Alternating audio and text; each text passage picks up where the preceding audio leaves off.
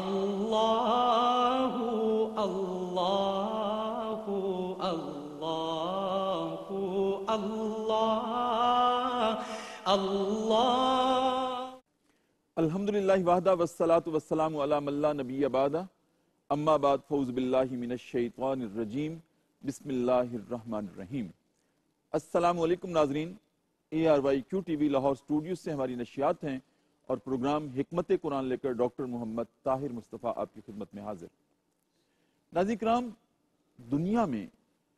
اس زندگی میں ہمارے لیے اطاعت اور اتباع کی حقدار اگر کوئی ہستی ہے تو وہ سب سے پہلے اللہ رب العزت کی ذات اقدس ہے، اور اس کے بعد نبی محتشم صلی اللہ علیہ وآلہ وسلم کی ذات اقدس ہے۔ یہ دو روشنی کے مینار ہیں ناظرین کرام جو ہمیں منزل کا پتہ دیتے ہیں۔ یہ ہو نہیں سکتا کہ اگر کوئی شخص اللہ اور اس کے رسول صلی اللہ علیہ وآلہ وسلم سے محبت رکھتا ہو، ایمان کا دعویٰ کرتا ہو، اور پھر وہ اتباع کسی اور کی کرے۔ سورہ آل عمران کی آیت نمبر 149 میں ناظرین کرام ارشاد ہے کہ اگر تم کافروں کی اطاعت کرو گے تو وہ تو تمہیں الٹے پاؤں پھیر دیں گے، یعنی مرتد بنا دیں گے۔ لہٰذا یہ ہو نہیں سکتا کہ اگر کوئی شخص دل میں ایمان رکھتا ہو اللہ پر اور رسول محتشم پر اور اطاعت کسی اور کی کرے، یہ ممکن نہیں ہے۔ ناظرین کرام، پھر یہ ایسے ہی ہوگا کہ اگر کوئی گندم کا دانہ بوئے اور چاول کی فصل نکل آئے، جیسے وہ ناممکن ہے اسی طرح سے یہ حتمی بات ہے، طے ہے کہ جو شخص اپنے دل میں اللہ اور اس کے رسول پر ایمان رکھتا ہو، محبت رکھتا ہو، تو وہ اطاعت اور اتباع کافروں کی کرے۔ یہ ہو نہیں سکتا۔ ناظرین کرام، پروگرام حکمت قرآن میں کلام اللہ پوری ترتیب اور تسلسل سے اپنے سفر کو جاری و ساری کیے ہوئے ہے۔ سورہ آل عمران کی آیت نمبر 149 سے لے کر 152 تک کے مضامین آج پروگرام کا حصہ ہیں۔ ارشاد باری تعالیٰ ہے، بسم اللہ الرحمن الرحیم، یا ایہا الذین آمنوا ان تطیعوا الذین کفروا یردوکم علی اعقابکم فتنقلبوا خاسرین بل اللہ مولاکم وہو خیر الناصرین سنلقی فی قلوب الذین کفروا الرعب بما اشرکوا باللہ ما لم ینزل بہ سلطانا ومأواہم النار وبئس مثوی الظالمین۔ اے ایمان والو، اگر تم کافروں کی باتوں کو مانو گے تو وہ تو تمہیں ایڑیوں کے بل پلٹا کے رکھ دیں گے، یعنی تمہیں مرتد بنا دیں گے، تمہیں اپنی منزل سے ہٹا دیں گے، پھر تم نامراد ہو جاؤ گے، حالانکہ تمہارا مولا ہے جو اللہ رب العزت کی ذات ہے، وہ تمہارا مولا ہے اور وہی بہترین مددگار ہے۔ ہم عنقریب کافروں کے دلوں میں روب ڈال دیں گے، اس وجہ سے کہ یہ اللہ کے ساتھ ان چیزوں کو شریک کرتے ہیں جس کی کوئی دلیل اللہ نے نازل نہیں کی۔ ان کا ٹھکانہ جہنم ہے اور وہ ان ظالموں کے لیے بری جگہ ہے۔ آگے ارشاد ہے، اللہ تعالیٰ تم سے اپنا وعدہ سچا کر دکھائے گا جبکہ تم اس کے حکم سے انہیں کاٹ رہے تھے، یہاں تک کہ جب تم نے پست ہمتی اختیار کی اور کام میں جھگڑنے لگے اور نافرمانی کی، اس کے بعد کہ اس نے تمہاری چاہت کی چیز تمہیں دکھا دی۔ تم میں سے بعض دنیا چاہتے تھے اور بعض کا ارادہ آخرت کا ثواب اور اجر تھا، تو پھر اس نے تمہیں ان سے پھیر دیا تاکہ تم کو آزمائے، اور یقیناً اس نے تمہاری لغزشوں سے درگزر فرمایا۔ ایمان والوں پر اللہ بڑے فضل والا ہے۔ ناظرین کرام، کچھ فلسفی بھی ہے ان آیات میں، کچھ بینات بھی ہیں ان آیات میں۔ ہم سیکھیں گے آج کے پروگرام میں اپنے فاضل مہمانوں سے کیا حکمتیں ہیں، کیا اسباق ہیں ہمارے لیے۔ ناظرین کرام، یہ تمام اسباق اور ہدایت اور فکر و عمل کے زاویے ہمارے سامنے کھولنے کے لیے میری دائیں جانب جو شخصیات تشریف رکھتی ہیں، ایک مرتبہ پھر ہماری خوش نصیبی، خوش بختی ہے ہماری کہ جب شاہ صاحب ہمارے پروگرام میں آتے ہیں، جو کہ اپنے نام کے اعتبار سے علامہ ضیاء اللہ شاہ بخاری ہیں، لیکن اپنے اوصاف کے اعتبار سے وہ ضیاء دین بھی ہیں، ضیاء قرآن بھی ہیں اور ضیاء حدیث بھی ہیں۔ السلام علیکم ورحمۃ اللہ۔ وعلیکم السلام ورحمۃ اللہ وبرکاتہ۔ ڈاکٹر صاحب خیریت سے ہیں؟ جزاکم اللہ خیر۔ ہماری خوش قسمتی بارک اللہ آپ فیک۔ ہمارے ساتھ ہیں۔ جزاکم اللہ۔ ناظرین کرام، جناب شاہ صاحب کے ساتھ میرے دوسرے مہمان،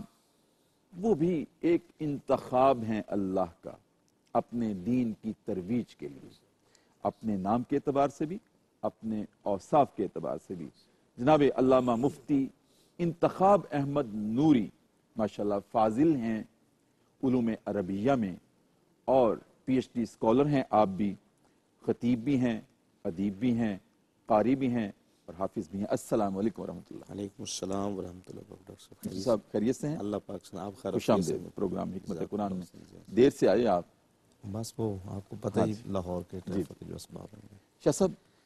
پروگرام کا مقدمہ آپ کے سامنے رکھا میں نے کہ یا ایھا الذین آمنوا ان تطیعوا الذین کفروا، اگر تم کافروں کی اتباع کرو گے وہ تمہیں منزل سے ہٹا دیں گے، تمہیں الٹے پاؤں پھیر دیں گے، آگاہ رہو۔ یہ ہو نہیں سکتا کہ ایمان کا دعویٰ بھی کرو اور پھر کافروں کی اطاعت بھی کرو۔ اللہ رب العزت نے تنبیہ فرمائی ہے، جھنجھوڑا ہے۔ خاص شان نزول تھا شاہ صاحب ان آیات کا؟ بہت خوبصورت سوال کیے۔ بسم اللہ الرحمن الرحیم۔ ڈاکٹر صاحب،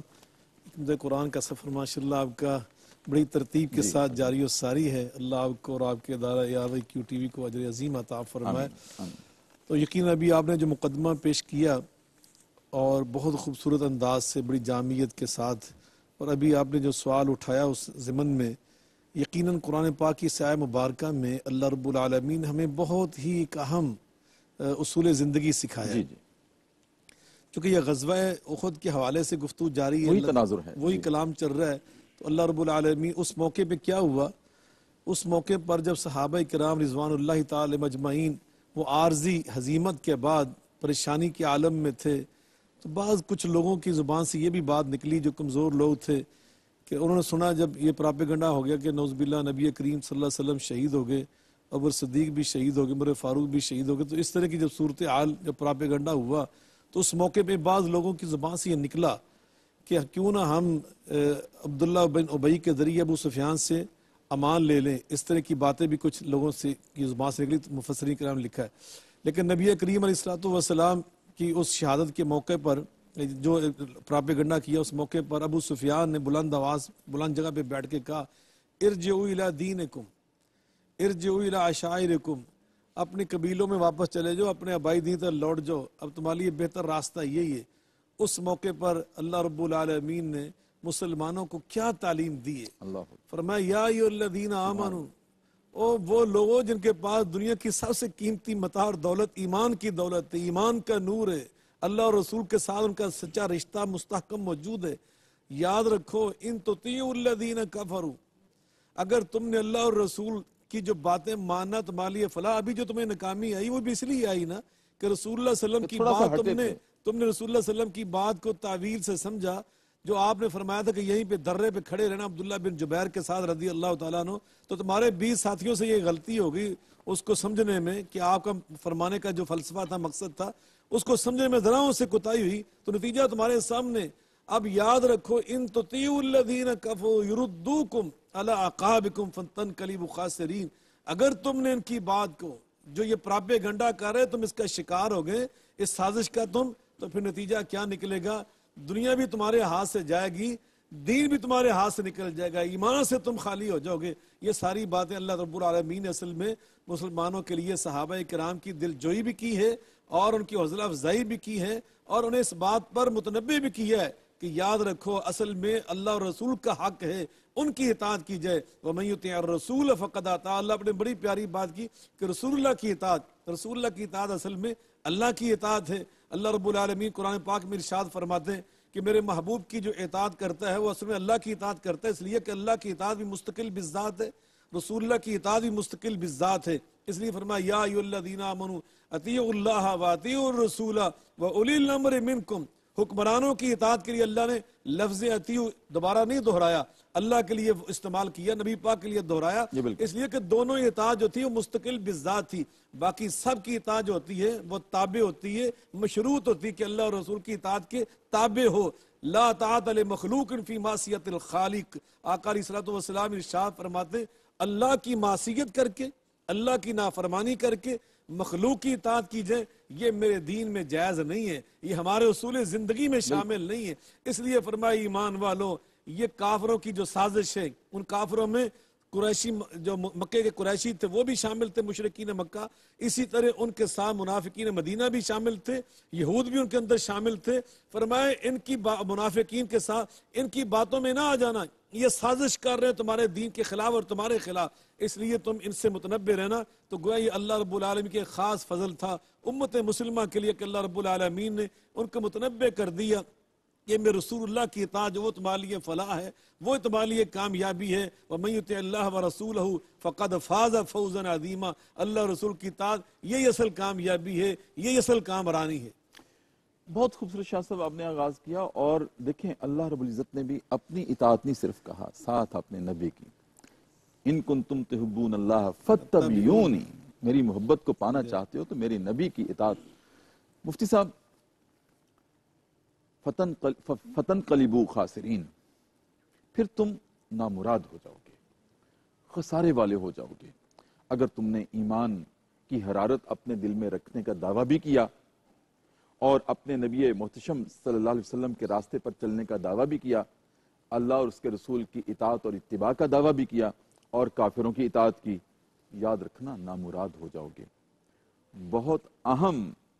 زاویے سے اللہ رب العزت نے آگاہ کیا ہے ہمیں۔ یہ جو کلام اللہ میں غزوہ احد کے تناظر میں چونکہ بات ہو رہی ہے، فتن قلیبو خاسرین،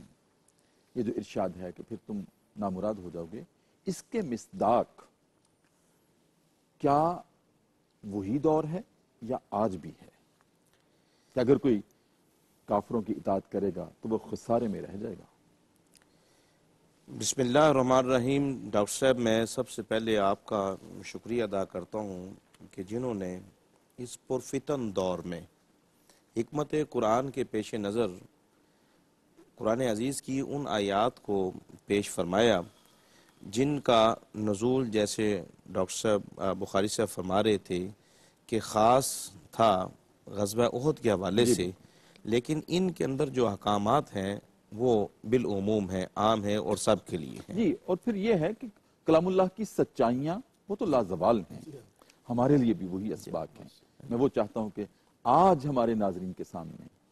اسی حوالے سے وہی تنبیہ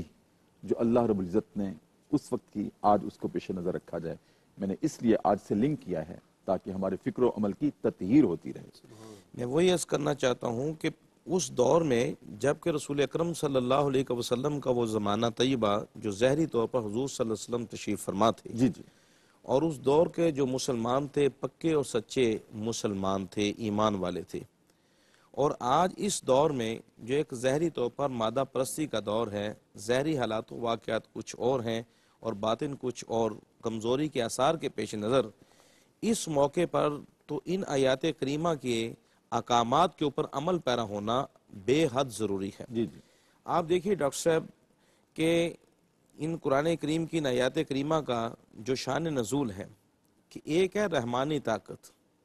اور اس کے مد مقابل ایک شیطانی قوت جو ایک جھوٹ پہ مبنی ہے، وہ بھی اپنے آپ کو ایک طاقت کا مظہر سمجھتا ہے، ابلیس شیطان۔ اب ان آیات کریمہ میں ارشاد باری تعالیٰ یا ایھا الذین آمنوا ان تطیعوا الذین کفروا یردوکم علی اعقابکم فتنقلبوا خاسرین، اس میں اے ایمان والو تم اطاعت کرو اللہ تعالیٰ کی، اور اطاعت جو کفر کی نہ کرو، ان کافروں کی اطاعت نہ کرو۔ اب یہاں یہ دیکھیں، وہ جو شیطانی نمائندے تھے جو بظاہر کلمہ گو تھے، جنہوں نے بظاہر اسلام کا لبادہ پہنا، وہ مسلمانوں کو پھسلا رہے تھے عین اس موقع پر کہ جب مسلمانوں کے دل و جان، مسلمانوں کے ایمان اور مسلمانوں کا ایمان کا منبع و مرکز ذات کے متعلق شیطان ابلیس نے یہ افواہ پھیلا دی کہ معاذ اللہ حضرت محمد صلی اللہ علیہ وسلم کو شہید کر دیا گیا ہے۔ اس موقع پر وہ منافق بھی جانتے تھے جو عبداللہ ابن ابی کے ساتھ مل کر مسلمانوں کے قافلے میں آئے ہوئے تھے، وہ بھی جانتے تھے کہ اس موقع پر مسلمانوں کو ایمان سے پھیرا جا سکتا ہے، اور شیطان ابلیس بھی اپنے اس زور و شور کے ساتھ اس غزوہ احد کے موقع پر اپنی برائیوں کا مرکز لے کر وہاں پہنچ چکا تھا۔ تو قرآن عزیز نے کہا کہ فتنقلبوا خاسرین، اگر تم ابلیس کے پیچھے لگ جاتے ہو، چونکہ کفر کا اصل منبع مرکز ابلیس ہے، شیطان ہے، اور اس کے حواری جو عبداللہ ابن ابی کے روپ میں، اور اس کے حواری جو مکہ سے کافر آئے ہوئے تھے، اور اس کے حواری جو مکہ سے مشرک آئے ہوئے تھے، اگر تم ان کے پیچھے لگ جاتے ہو، ان کی چال میں آ جاتے ہو، تو پھر تمہاری زندگی گھاٹے والی ہوگی، دنیاوی بھی اور آخرت کی بھی۔ تو اس موقع پر جب ایمان کمزوریوں کی منزلوں کے اوپر کھڑا ہے، مسلمان ڈگمگا رہے ہیں، اور قرب قیامت زمانہ ہے، چونکہ ایمان کے اعتبار سے سب سے افضل ترین زمانہ رسول اکرم صلی اللہ علیہ وسلم کا جو ظاہری زمانہ طیبہ ہے، جیسا حضور صلی اللہ علیہ وسلم نے فرمایا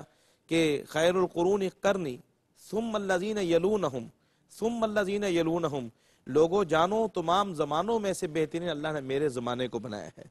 پھر ان لوگوں کے زمانے کو جو میرے زمانے سے ملے ہوئے ہیں، یعنی صحابہ کرام کا دور، پھر ان لوگوں کے زمانے کو جو ان کے زمانے کے ساتھ ملے ہوئے ہیں، یعنی تابعین جنہوں نے ایمان کے ساتھ صحابہ کی زیارت کی۔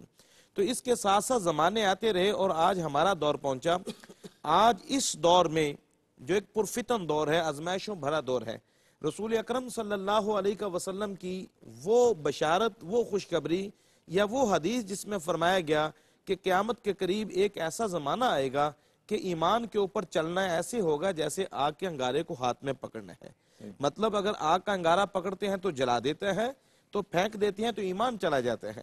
آج اس پرفتن دور میں جہاں ہر طرف آزمائش آزمائش ہے، قدم قدم پہ انسان آزمائشوں کی منزلوں کو طے کر رہا ہے، اس دور میں اشد ضرورت ہے کہ ہم اللہ رب العزت کی اطاعت اور اس کے رسول صلی اللہ علیہ وسلم کی اطاعت و اتباع کو لازم اختیار کریں، تاکہ ہمارا ایمان بھی محفوظ رہ سکے، اور جو شیطانی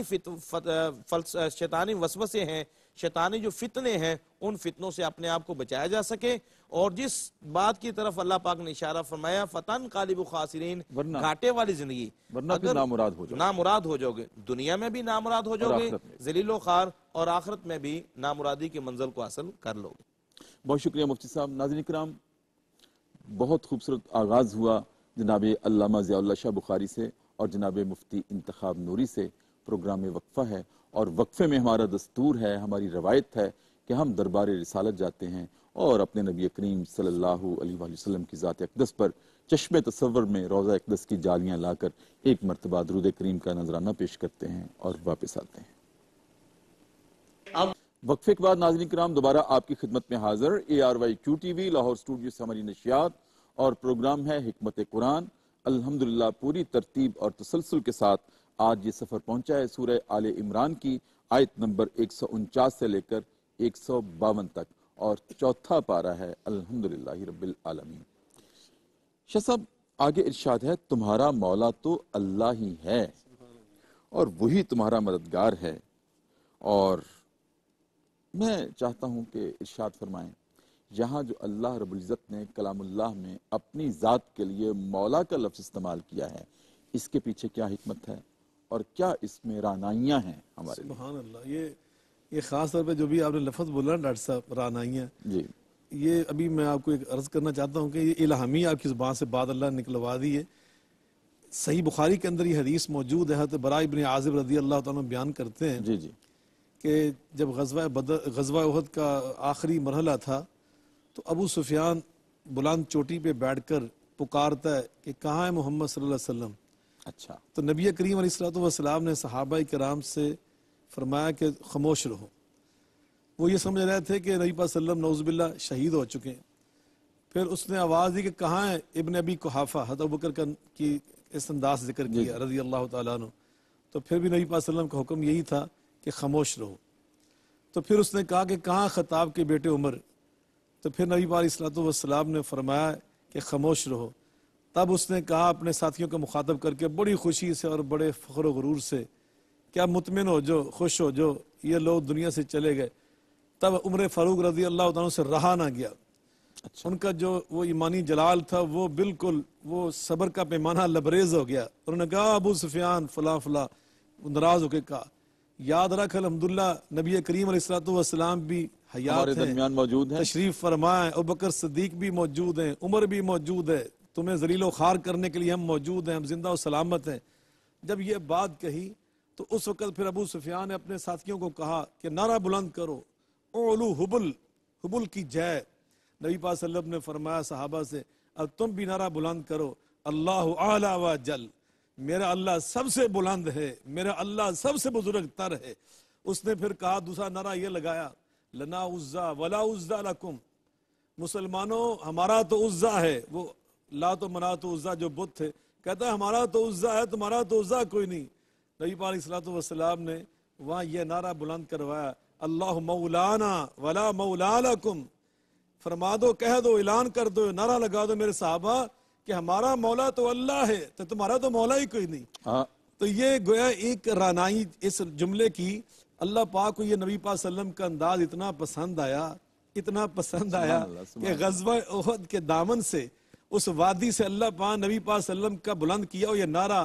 عرش عظیم پہ لے جا کر اپنی زبان مبارک سے دہرا کر اسے کلام الہی کا درجہ عطا کر کے سورہ آل عمران کی اس آیت کی شکل میں نازل فرمایا کہ بل اللہ مولاکم وہو خیر الناصرین۔ او مسلمانوں، یہ قیامت تک کے لیے فرمایا، العبرۃ بعموم اللفظ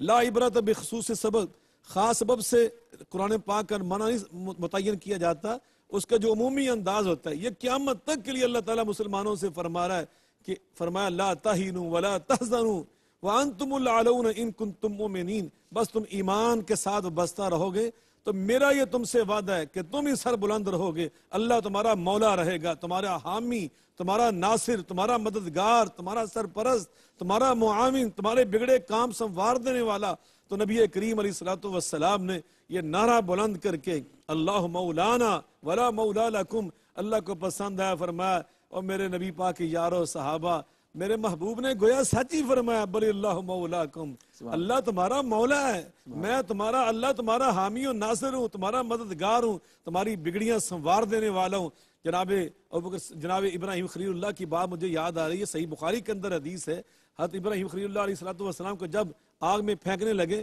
تو جبریل امین سے برداشت نہ ہوا، تیزی سے آئے اور ساتھ اللہ کے ایک وہ فرشتے بھی آئے جو بادلوں کے اوپر کنٹرول رکھتے ہیں، کہا ابراہیم ہم سے یہ منظر دیکھا نہیں جا رہا، آپ اللہ کی خاطر اس آگ میں پھینکے جا رہے ہیں، آپ ذرا اشارہ کر دیں، ہم ابھی اس آگ کو پانی اتنا لا کے برسائیں گے، ختم کر دیں گے۔ کہا جبریل اللہ نے بھیجا ہے، کہا نہیں ہم اپنی مرضی سے آئے، کہا پھر ہٹ جاؤ میرے راستے سے۔ صحیح بخاری کے اندر یہ حدیث ہے، حسبی اللہ و نعم الوکیل، میرا اللہ مجھے کافی ہے۔ نبی پاک صلی اللہ علیہ وسلم کثرت سے یہ پڑھا کرتے تھے، حسبنا اللہ و نعم الوکیل نعم المولا و نعم النصیر، ہمیں ہمارا اللہ ہی کافی ہے، ہمارا وہ کارساز ہے، وہ ہماری بگڑیاں سنوار دینے والا ہے، وہ ہمارا مولا ہے، ہمارا مددگار ہے۔ اللہ پاک نے خود اس کا ترجمہ بیان کیا، وہ خیر الناصرین، سب سے بہترین تمہارا مددگار وہ میرا اللہ ہے۔ نبی پاک صلی اللہ علیہ وسلم کی قدم قدم پہ اللہ نصرت فرمائی۔ سبحان اللہ۔ شاہ صاحب جب آپ یہ بیان کر رہے تھے نا اس پوری گفتگو میں کہ ابو سفیان پکار رہا تھا، وہ کہاں ہے ابو قحافہ، کہاں ہے خطاب کا بیٹا، لیکن دیکھیں ٹارگٹ بھی کن کو کر رہا ہے، جی بالکل، جس کو معلوم ہے کہ نبی کے 2 وزیر ہیں، نبی کی طاقت ہے، کتنا ناز تھا اس کو بھی دشمن کو بھی کہ کہاں ہے۔ تو کیا نصیب ہے صحابہ کرام، سبحان اللہ۔ مفتی انتخاب نوری صاحب آگے بڑھتے ہیں، ارشاد ہے کہ ہم عنقریب کافروں کے دلوں میں تمہارا رعب ڈال دیں گے۔ میں چاہتا ہوں اس کی ذرا شرح فرمائیے ہمارے ناظرین کے لیے، اس سے کیا مراد ہے اور کیا پس منظر ہے؟ ڈاکٹر صاحب سب سے پہلے تو بات میں ہی عرض کرنا چاہتا ہوں، بل اللہ مولاکم وہو خیر الناصرین، اس آیت کا شان نزول اور اس کا پس منظر دیکھیں کہ کس موقع پر جب اہل ایمان بظاہر جو غزوہ احد پر ایک ڈگمگا گئے پاؤں ان کے اہل ایمان صحابہ کرام عالم رضوان میں، اس موقع پر اللہ پاک یہ ارشاد فرمایا کہ اللہ تمہارا مولا ہے، وہ بہترین مدد فرمانے والا ہے۔ تو یہ جو بظاہر ایک ٹوٹے ہوئے دل یا ایک غم کی کیفیت میں تھے، کی اب تشفی ہو رہی ہے، ان کی تشفی فرمائی جا رہی ہے۔ یہ حکمت قرآن دیکھیں آپ کہ ان کی تشفی فرمائی جا رہی۔ آگے ارشاد باری تعالیٰ سنلقی فی قلوب الذین کفروا الرعب، تو اس آیت کریمہ میں جن کے دلوں کے اندر وسوسہ شیطان نے پیدا کیا، جنہوں نے اسلام کو قبول کیا اور اسلام کو قبول کرنے کے بعد جو ہے نبی کریم صلی اللہ علیہ وسلم کے ساتھ اس غزوہ کی طرف چل پڑے، جب انہوں نے ان حالات کو دیکھا جو غزوہ احد میں کیفیت طاری ہوئی، تو شیطان نے وسوسہ پیدا کیا، تو چند کے منہ سے یہ بات ان کے دل میں یہ خیال آیا کہ اللہ پاک نے تو ہم سے وعدہ فرمایا تھا کہ اللہ مدد فرمائے گا، اللہ ہماری مدد فرمائے گا، ہمیں کامیابی دے گا، ہمیں ان کافروں کے اوپر فتح عطا فرمائے گا، غلبہ عطا فرمائے گا۔ تو اللہ پاک نے ارشاد فرمایا سنلقی فی قلوب الذین کفروا الرعب، کہ تم تو میرے نبی صلی اللہ علیہ وسلم کی جو اطاعت کا جو حکم دیا تھا، جو ایک احد پہاڑ کے ایک مورچے پر تمہیں جو بٹھایا گیا تھا حضرت عبداللہ ابن جبیر کی قیادت و سیادت میں، ان کی کور کمانڈری کے اندر تمہیں جو بٹھایا گیا تھا، اور وہ تمہیں روکتے بھی رہے کہ نہیں، ہمیں محمد صلی اللہ علیہ وسلم نے حکم دیا ہے کہ اس جگہ کو نہیں چھوڑنا، جیسے بھی حالات ہو جائیں، تو تم تو اس جگہ کو چھوڑ کر کے ادھر چل پڑے جو مال غنیمت کو اکٹھا کرنے کے لیے۔ اس کے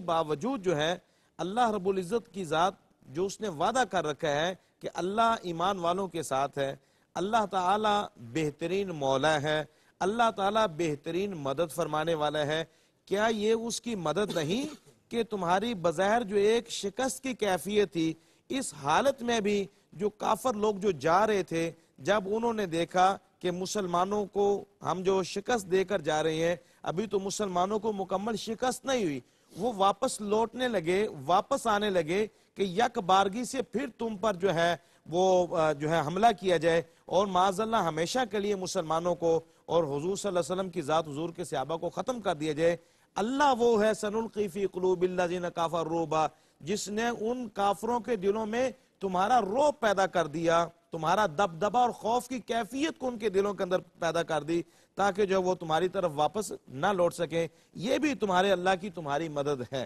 یعنی اللہ کی یہ تمہاری مدد ہے، اللہ تعالیٰ نے تمہاری مدد فرمائی کہ کافروں کے دلوں کے اندر تمہارا رعب اور دبدبہ پیدا کر دیا، اور پھر ان کے اندر ہمت نہ ہوئی کہ وہ واپس آئیں اور پھر اہل ایمان کے اوپر حملہ کر سکیں۔ بالکل ٹھیک شاہ صاحب، پھر یہ وہی بات ہے جو مفتی صاحب نے ارشاد فرمائی کہ آگے ارشاد جو ہے کہ اللہ نے پھر اپنا وعدہ سچ کر دکھایا، یہ وہی وعدہ ہے؟ یقیناً اللہ رب العالمین نے جو مفتی صاحب نے ایک بات کہی اپنی گفتگو کے دوران کہ بعض صحابہ کرام جب آ رہے تھے نا مدینہ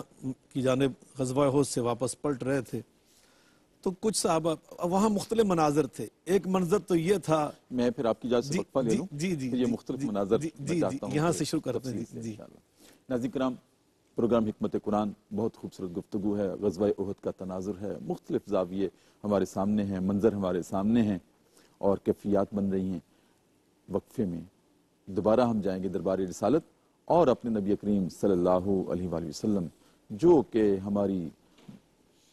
فکر کا، ہماری سوچ کا مرکز ہیں، محور ہیں دنیا اور آخرت میں، وہی ہمارا سب کچھ ہیں، ہماری جان بھی ان کے لیے، ہماری آن بھی ان کے لیے۔ ایک مرتبہ درود کریم کا نذرانہ پیش کرتے ہیں اور پھر واپس آتے ہیں۔ وقفے کے بعد ناظرین کرام دوبارہ آپ کی خدمت میں حاضر، ARYQTV لاہور اسٹوڈیو سے ہماری نشریات اور پروگرام ہے حکمت قرآن، اور الحمدللہ آج یہ سفر پہنچا ہے چوتھے پارے میں سورہ آل عمران کی آیت نمبر 149 سے لے کر 152 تک کے مضامین تک، اور گفتگو فرما رہے ہیں جناب علامہ ضیاء اللہ شاہ بخاری اور جناب مفتی انتخاب احمد نوری۔ جی شاہ صاحب، وہ مختلف مناظر آپ بیان کرنے لگے۔ جی یقیناً سنلقی فی قلوب الذین کفروا الرعب، اور جو اگلی آیہ مبارکہ ہے جس میں اللہ فرماتے ہیں میں نے اپنا وعدہ سچ کر دکھایا، جی ان دونوں کو ذرا جوڑیں، دیکھیں ذرا کیا ہے کہ وہاں پر جو بظاہر لوگ یہ سمجھ رہے ہیں کہ ہزیمت مسلمانوں کے حصے میں آئی اور کامیابی مشرکین مکہ کے حصے میں آئی، لیکن حالت یہ تھی کہ آپ ذرا سیرت النبی کی اور تاریخ کی ساری کتابیں اٹھا کے دیکھیں کہ جب یہ لشکر جو 3000 پر مشتمل تھا بظاہر کامیاب ہو کر واپس جا رہا تھا مکہ معظمہ کی جانب، تو جب بالکل یہ مکہ معظمہ قریب پہنچے تو ان کی حالت یہ تھی کہ جیسے یہ لٹے پٹے ہیں اور شکست خوردہ ہیں، ذہنی طور پر بالکل شکست کھا چکے تھے، وگرنہ 3000 کی اس وقت پورے مدینے کی آبادی نہیں تھی،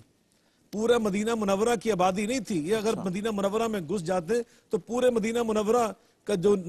نام و نشان اس طرح نقصان پہنچا سکتے تھے، لیکن اللہ رب العالمین ان کے دلوں میں کیا رعب ڈال دیا۔ نبی پاک صلی اللہ علیہ وسلم فرماتے نصرت بالرعب، اللہ پاک نے مجھے جو دوسرے نبیوں کے مقابلے میں 6 الگ شانیں عطا کی، فضلت علی الانبیاء بست، اور میں فرمایا کہ اللہ نے مجھے رعب دبدبا اور میری ہیبت مسیرت شہر، میرا دشمن 1 مہینے کے فاصلے پہ ہوتا ہے اور میری اللہ تعالیٰ ان کے اندر رعب پیدا کر دیتا ہے۔ اور یہاں غزوہ احد کے اندر بھی یہ ہوا تھا کہ آپ کے ساتھ صرف 10 صحابہ رہ گئے تھے،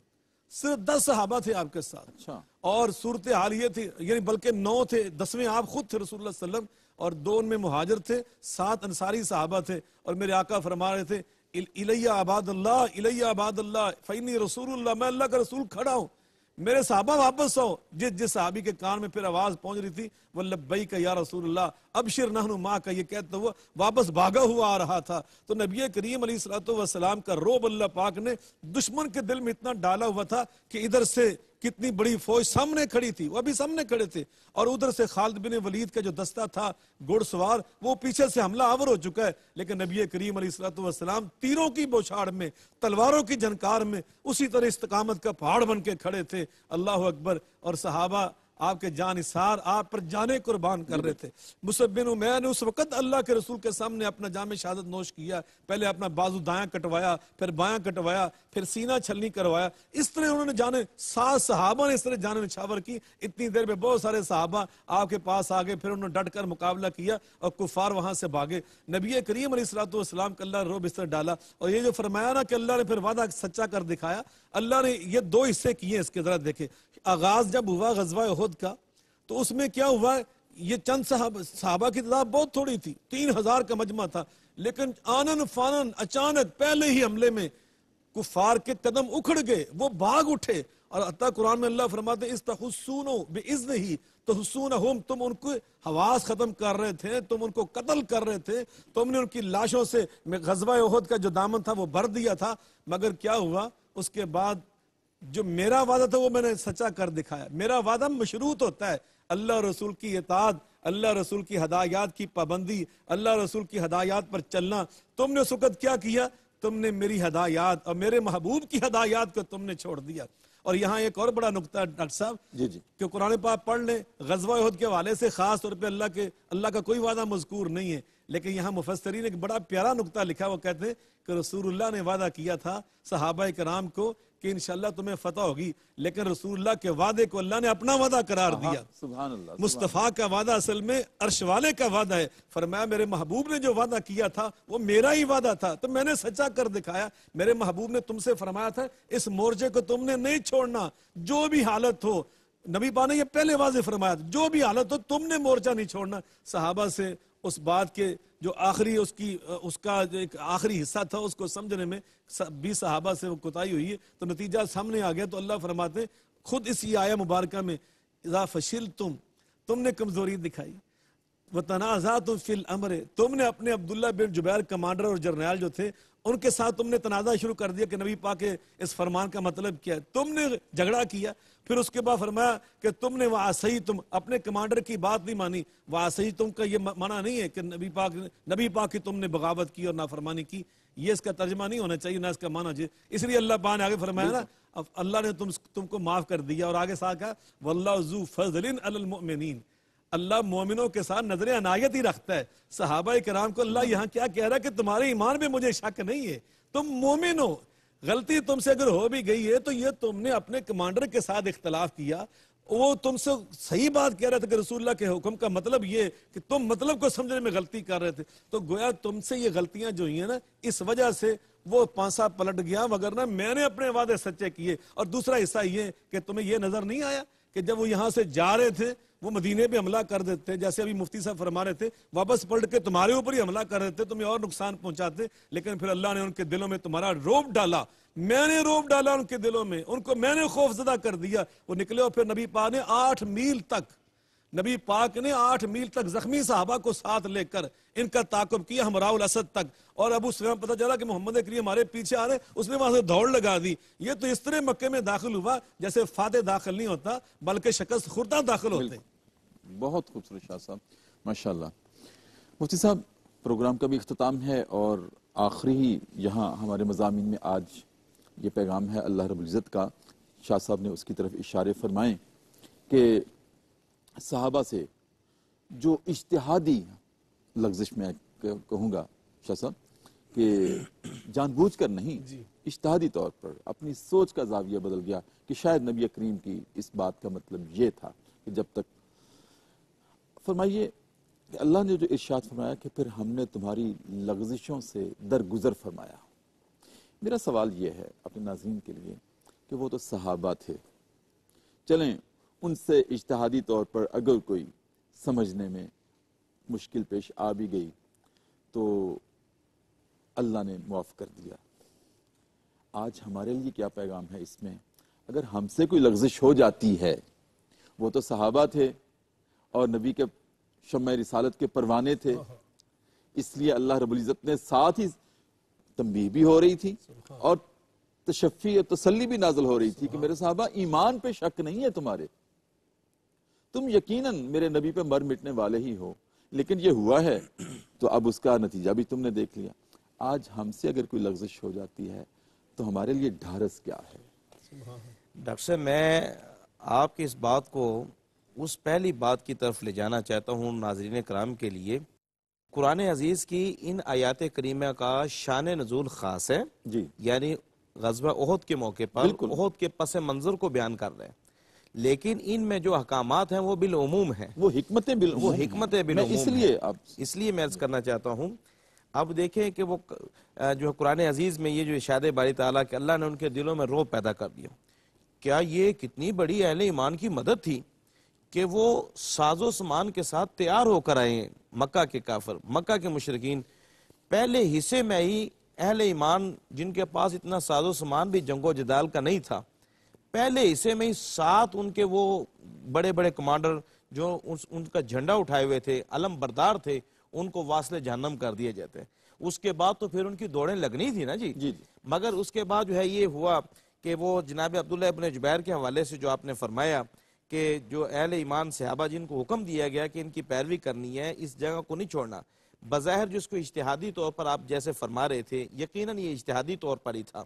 چونکہ اہل ایمان جو اہل صحابہ جو ہیں، جو صحابہ کرام اور اہل ایمان جو ہیں اور علماء ربانیین جو آج کے اس دور میں بھی ہیں، وہ کبھی بھی خطا جو ہے وہ قصدہ نہیں کیا کرتے۔ ان سے وہ اجتہادی طور پر اگر خدا نخواستہ وہ ہو جائے تو رب ذوالجلال کی ذات نے جیسے اس آیت کریمہ میں ارشاد فرمایا وَلَقَدْ عَفَا عَنْكُمْ، اب یہاں یہ دیکھیں کہ وہ صحابہ کرام جن سے اجتہادی طور پر یہ غلطی ہوئی تھی یا اس پہاڑی کو، اس چوٹی کو چھوڑ دیا تھا، ہم نہیں کہتے لغزش، سوری میں اپنے الفاظ میں یہ کہ لغزش جب ان سے ہوئی تو اللہ رب العزت نے ان کی بلا معافی، یعنی ابھی انہوں نے معافی رب تعالیٰ سے نہیں مانگی، اپنے اس عمل پر استغفار نہیں کیا، رب ذوالجلال نے ارشاد فرمایا وَلَقَدْ عَفَا عَنْكُمْ، اللہ تعالیٰ نے تمہاری اس لغزش کو معاف کیا، اس لیے کہ وَاللَّهُ ذُو فَضْلٍ عَلَى الْمُؤْمِنِينَ، اللہ کی ذات کا جو فضل ہے وہ اہل ایمان کے لیے ہی ہے، وہ ایمان والوں کے لیے فضل ہے۔ تو آج بھی اس دور میں مجھ سے، سامعین سے، ناظرین سے، اہل ایمان سے بہت ساری ایسی غلطیاں ہو جاتی ہیں جن کو ہم جان بوجھ کے کرتے ہیں، اور بہت سارے ایسے گناہ ہو جاتے ہیں جن کو ہم جان بوجھ کے نہیں کرتے اور ہم سے ہو جاتے ہیں۔ تو یہ وَلَقَدْ عَفَا عَنْكُمْ ہے، اللہ تعالیٰ ہم سے درگزر فرماتا رہتا ہے۔ اب سورہ بقرہ کی وہ جو آخری آیات ہے جس میں یہ اہل ایمان کا وظیفہ بیان کیا گیا کہ اہل ایمان ربنا لا تؤاخذنا ان نسینا او اخطانا، اے ہمارے رب ہم سے تو مواخذہ نہ فرما، ہمیں تو عذاب میں مبتلا نہ کر، ہمیں تو کسی گرفت کے اندر نہ ڈال ان عملوں پر، ان گناہوں پر جن کو ہم جان بوجھ کے کرتے ہیں یا بھول کر لیتے ہیں۔ تو یہ اللہ تعالیٰ کا فضل ہے اہل ایمان کے اوپر، رب ذوالجلال جو ہے اپنے ایمان والوں پر اور اپنے جو دین اسلام کو قبول کیے ہوئے لوگ ہیں ان پہ ایسے ہی کرم فرماتے ہیں کہ ان کی بہت ساری باتوں کے اوپر درگزر فرما دیتے ہیں۔ اللہ کا یہ فضل ہے، اللہ کی یہ رحمت ہے، اس کا یہ کرم ہے کہ جو اس کے عذاب کے اوپر، اس کی جو پکڑ کے اوپر غالب ہوتے ہیں۔ وگرنہ آپ یہ دیکھیں کہ غزوہ احد کے اس موقع پر کیا یہ ایک چھوٹی بات تھی کہ رسول اکرم صلی اللہ علیہ وسلم نے جو صحابہ اکرام کو ارشاد فرمایا کہ اس چوٹی کو نہیں چھوڑنا، اس مورچے کو نہیں چھوڑنا، اور ان کے کمانڈر اس وقت ان کو روک بھی رہے تھے، جیسا قرآن عزیز نے ارشاد فرمایا کہ انہوں نے اپنے کمانڈر کی اس بات پہ تنازع کیا تو اللہ تعالیٰ نے اس کے باوجود جو ہے ان کو جو ایک جیتی ہوئی جنگ تھی، جو ایک فتح تھی، وہ بظاہر مسلمانوں کے حق میں بدل دی گئی، لیکن اس کے باوجود رب تعالیٰ نے اہل ایمان کو معاف فرمایا اور ساتھ فرمایا کہ یہ جو تمہیں معاف کیا جا رہا ہے یہ واللہ ذو فضل علی المؤمنین، یہ ایمان والوں پر اللہ کا فضل ہے اور فضل کے طلبگار اہل ایمان کو رہنا چاہیے۔ بہت شکریہ مفتی صاحب آپ کی خوبصورت گفتگو کا، شاہ صاحب آپ کی آمد کا بہت شکریہ۔ ناظرین کرام، اللہ ایمان والوں پر بہت فضل والا ہے۔ میں نے اپنے سوال میں ایک نکتہ رکھا تھا کہ وہ تو صحابہ تھے، وہ تو خوش نصیب تھے جن کے بارے میں اللہ رب العزت نے فیصلہ کر رکھا ہے کہ میں ان سے راضی وہ مجھ سے راضی۔ مسئلہ تو ہمارا ہے، ہم کدھر جائیں گے؟ تو وہ مفتی صاحب نے تسلی دی تو ہے کہ اللہ ایمان والوں پر فضل والا ہے. وہ صحابہ تھے، چلیں ہمیں اتنا تو اعزاز حاصل ہے نا کہ ہم اپنے نبی کی امت تو ہیں، ہم اس امت میں تو ہیں، تو ہمارے بارے میں بھی اللہ رب العزت کا فیصلہ یہی ہے کہ میں لغزشوں سے درگزر کرتا ہوں. لیکن لغزشیں دو طرح کی ہوتی ہیں، ایک وہ جو مفتی صاحب نے اشارہ کیا جو اندانے سے ہو جائیں، جو بغیر ارادے سے ہو جائیں، نہ چاہتے ہوئے بھی ہم سے ہو جاتی ہیں، اور دن کے 24 گھنٹے میں پتہ نہیں کتنی مرتبہ ہم سے وہ لغزشیں ہوتی ہیں جو چاہتے اور نہ چاہتے ہوئے بھی، لیکن اللہ درگزر فرماتا ہے کیونکہ وہ مومنین پر فضل والا ہے.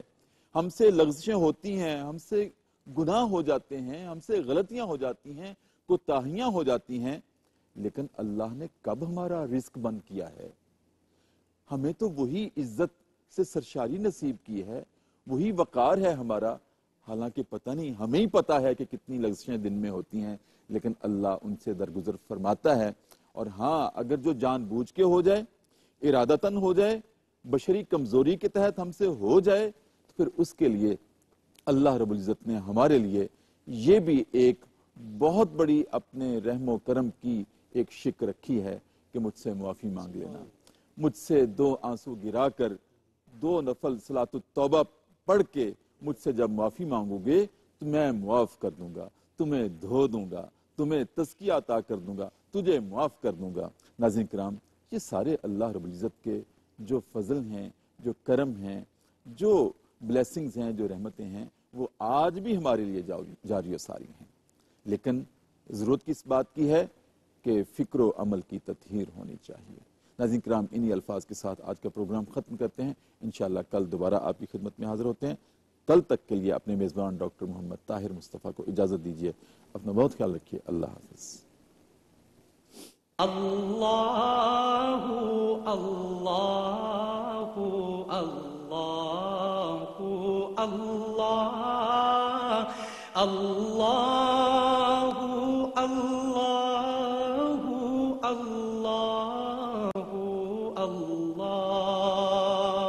اللہ اللہ اللہ